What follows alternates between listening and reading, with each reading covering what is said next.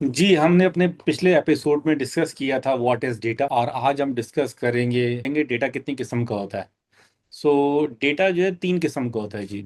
एक होता है स्ट्रक्चर्ड, दूसरा होता है सेमी स्ट्रक्चर्ड, और तीसरा होता है अनस्ट्रक्चर्ड।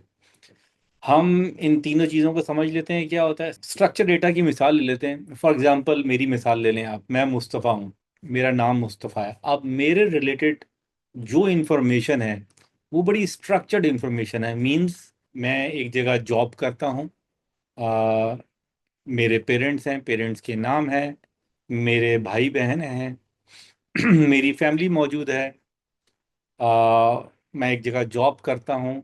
ये सारी स्ट्रक्चर्ड इन्फॉर्मेशन है। अब स्ट्रक्चर इन्फॉर्मेशन एक टेबल में स्टोर होती है डेटाबेस में। ये वो हमारा सेपरेट टॉपिक है, मगर मैंने आपको स्ट्रक्चर डेटा के बारे में बताया।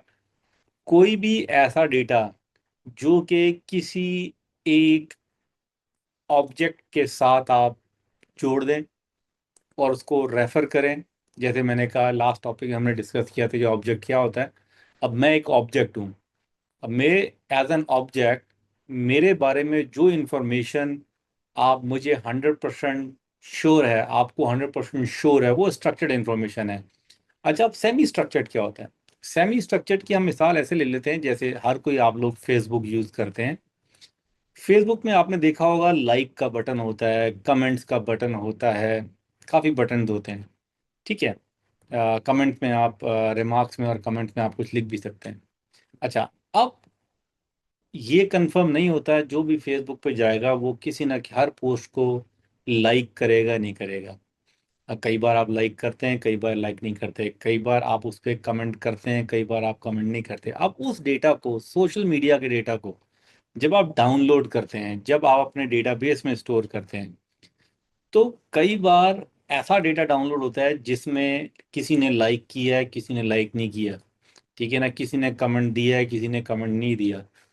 वो डेटा जो कि सेमी स्ट्रक्चर्ड मींस, कुछ उसमें स्ट्रक्चर्ड हो, कुछ उसमें स्ट्रक्चर्ड ना हो, तो उसे हम सेमी स्ट्रक्चर्ड कहते हैं। अब आ जाते हैं हम अनस्ट्रक्चर की तरफ।